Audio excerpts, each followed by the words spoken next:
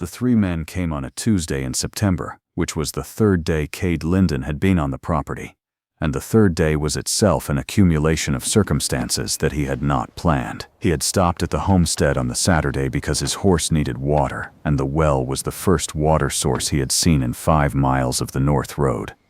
He had not planned to do anything beyond water the horse. He had a destination, the next county, where harvest work was supposed to be available, which was the same destination he'd had for 6 years. The next county's worth of work that would keep him moving until the season changed and he needed the next county after that. He was comfortable with the arrangement. He had not been looking for anything different. The pump had been broken. He had been raised on a farm in Illinois and had fixed pumps since he was 12, and the particular way this one was broken took him about 20 minutes to address and required a part he had in his saddlebag because he had learned to carry it.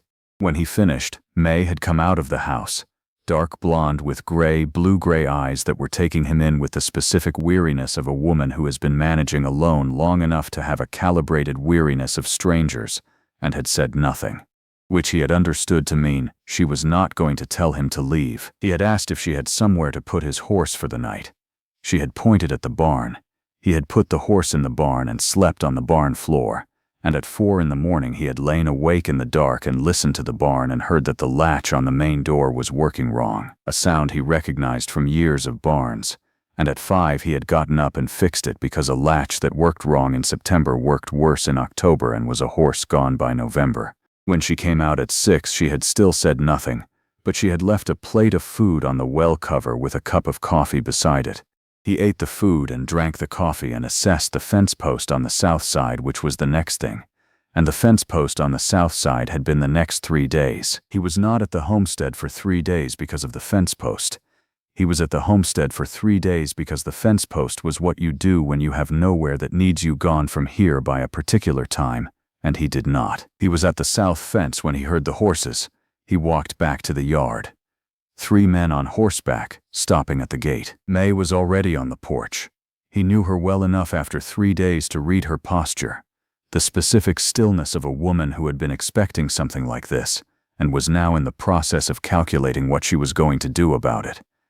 She was not afraid of the men. She was calculating.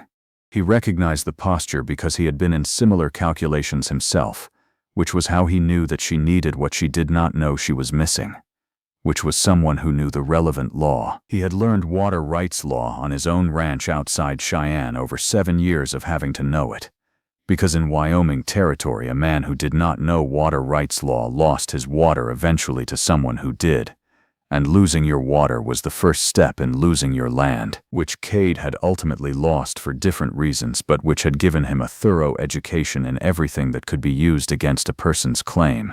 He knew about the County Water Board minutes because County Water Board minutes from the 1870s were the specific instrument by which a great many homesteaders were protected without knowing they were protected, and Harwick's men were counting on May not knowing about them. This was a reasonable calculation on their part.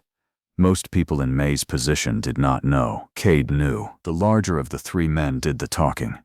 He said that May's late husband Eli had been drawing water from the North Creek, which was on Harwick land, without permission, and that Harwick was exercising his right to call in the debt, which he intended to do against the land. He said the homestead claim was shaky. Everyone knew Eli had not properly improved the full 160 acres in the required 5 years, and there were questions about the paperwork. He said May would want to consider selling at a fair price before the lawyers got involved. Cade came to stand at the edge of the yard. He said, "When did Eli Voss start drawing from the North Creek?" The man on the horse looked at him. He said, "Who are you?" Cade said, "I work here." This was not precisely true. He said, "When did he start drawing from the North Creek?" The man said that wasn't the point. Cade said, "It is if Harwick's grandfather granted verbal water rights to the Voss claim in 1873 when they were neighbors, which he did and which is recorded in the county minutes of the Water Board meeting of April that year." The man said that wasn't Cade's concern. Cade said, "It also isn't a debt, it's a granted right. You'd want to look at the county minutes before your lawyers do, because your lawyers are going to find them and it's going to be a problem for Harwick's case." He said it the way he said most things, evenly, with the specific calm of someone who knows what he is talking about, and does not need to raise his voice to establish it. He had spent 7 years knowing water rights law on his own Wyoming ranch before the ranch was gone, because in Wyoming territory a man who did not know water rights law was a man who lost his water. The men looked at each other. The one who had done the talking said they would look into it. Cade said that was a good idea. They left. May stood on the porch until the horses were out of sight. Then she said, "How do you know about the county water board minutes?" He said, "I had a place once. You learn the law or you lose the water," she said. "Did you lose the water?" He said, "I lost the place. Different problem." She was quiet for a moment. She said, "They'll come back," he said. "Not with that argument," she said. "With a different one," he said. "Probably," she said. "I've been waiting for this for 2 years," he said. "I know," she said. "Eli filed everything right. I've checked. But filing right and being left alone are different things when someone has lawyers and you don't." He said, "Yes." A pause. He said, "If it goes to the county, you'll want someone who knows the relevant statutes." She looked at him with the blue-gray eyes that had been wary for 3 days. She said, "Are you offering?" He said, "I'm saying it's useful to have." She told him he was free to go. She said it that afternoon, when the men had been gone for 2 hours, and the adrenaline of the confrontation had settled into the quieter work of accounting for it. What she was feeling was gratitude, and gratitude was dangerous for a woman who had made a decision about needing people. She said she couldn't pay him anything for the 3 days. He said he knew that. She said she hadn't asked him to stay and wasn't going to ask him to stay further.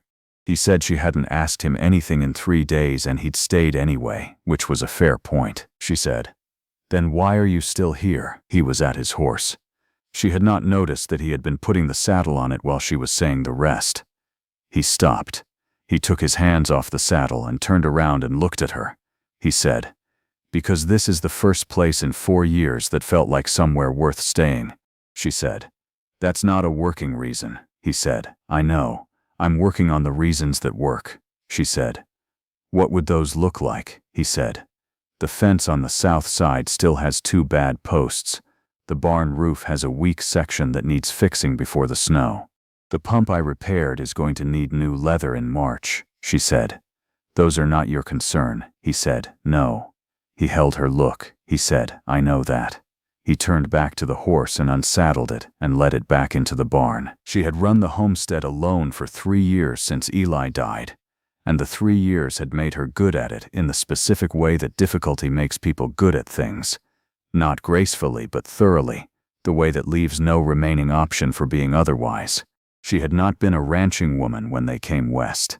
She had been a school administrator's daughter from Laramie who had come west with Eli in 1875 because Eli had wanted land and she had wanted Eli, which seemed like a reasonable arrangement when she was 31 and less obviously reasonable at 39 with a property and no Eli and 3 years of being the only person who made the decisions. She had gotten good at the decisions. She had made it a point of pride, and pride was the honest word for it. She had examined this enough to know, to not ask for help.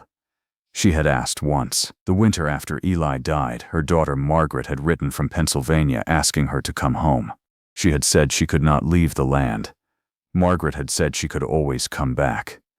May had understood what Margaret meant, which was, come home, sell the land, come home where you are safe, where you don't have to do everything by yourself. She had said no. She had understood that saying yes would mean giving up the homestead. And giving up the homestead meant giving up the last thing she had of what she and Eli had built together, and she was not going to do that. She had not asked for anything since because asking had a price, and the price was always the thing you were asking about. She was not asking Cade to stay. He was staying without being asked. She maintained the distinction carefully through the fall because the distinction was the only way she could keep the arrangement from being something she would have to acknowledge. And acknowledging it would require deciding what it was, and she was not ready to decide what it was. He found her at the south fence the following morning, assessing the bad posts. She said, "Why are you still here?" He said, "I told you why," she said. "You said it was the first place worth staying. That's not a reason a person can use." He said, "What kind of reason can a person use?" She said, "One that makes sense." he said. I had a place. Spent 7 years building it up from nothing. A ranch outside of Cheyenne, 60 acres. A solid house, 18 head. The drought came in 76 and lasted 3 years. The banknote came due in 78 and I couldn't make it and the bank took everything. He said it plainly. I've been working other people's land since then, moving every few months, never staying long enough to care whether the next storm takes the roof off. He looked at the fence post. I'm tired of not caring, she said. That's still not a reason to stay here. He said, no. But you're a reason, and the land is a reason. And the fact that you're going to lose it if you handle Harwick alone is a reason. She looked at him for a long time. She said, I don't need a man to handle Harwick. He said, no. You need someone who knows the statutes. She said, are those different things? He said, I'm trying to make them be. She went back to looking at the fence post. After a while she said, the north post is the worst. He said, yes.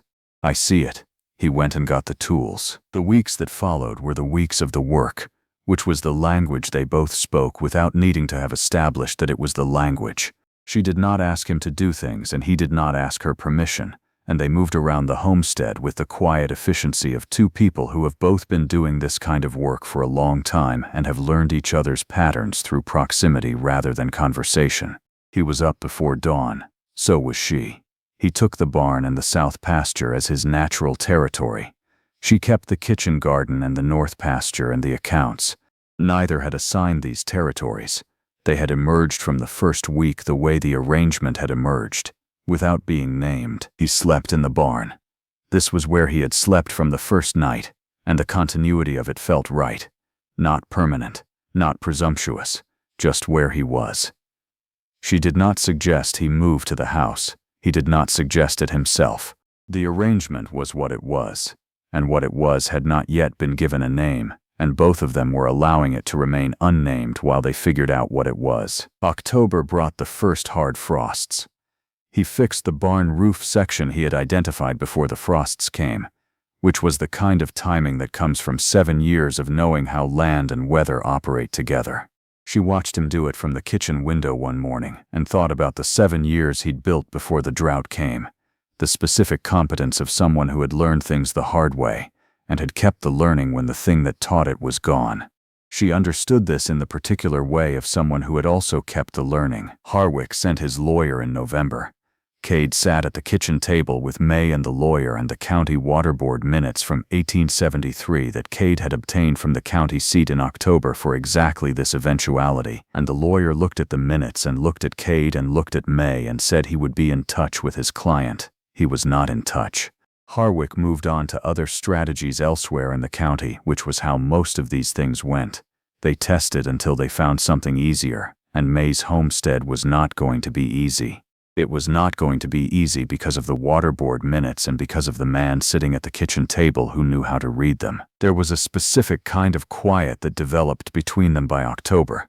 Not the silence of two people who have nothing to say, but the quiet of two people who have stopped performing conversation. At supper she set 2 places without noting that she was doing it, and he sat in the second place without noting that she had set it, and they ate and talked about what needed talking about: the south pasture, the coming winter, the price of grain at the Harmon Creek store, and the rest of the time was quiet in the way of people who have found each other's company restful rather than demanding. One evening she said, "You never told me your last name." He had been on the property for 6 weeks. She was right that he had not said it. He said, "Linden." She said, "Cade Linden." He said, "Yes." She said, "That's a good name for a man who stays." He looked at her. He said, "I'm going to try to earn it." She said, "You already have." He said, "I mean the staying, not just the fence and the pump." She said, "I know what you mean." He said, "Do you?" She said, "Yes." She went back to her supper. He went back to his coffee.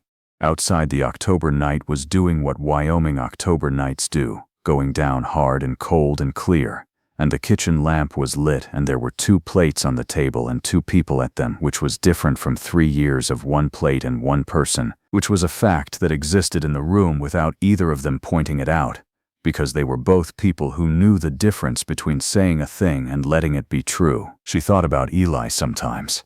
She thought about him without grief now, mostly, past grief into the particular kind of missing that is less absence and more specific memory.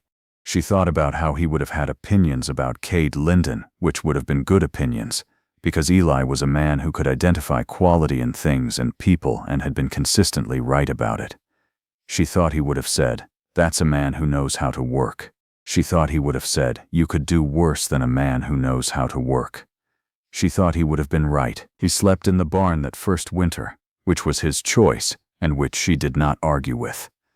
The winter was hard in the particular way of Wyoming winters, sustained and cold and committed, and he kept the barn in order and the cattle fed and the paths to the water source clear, and she kept the accounts and the food and the wood, and they got through it the way people get through hard winters when there are two of them doing it rather than one.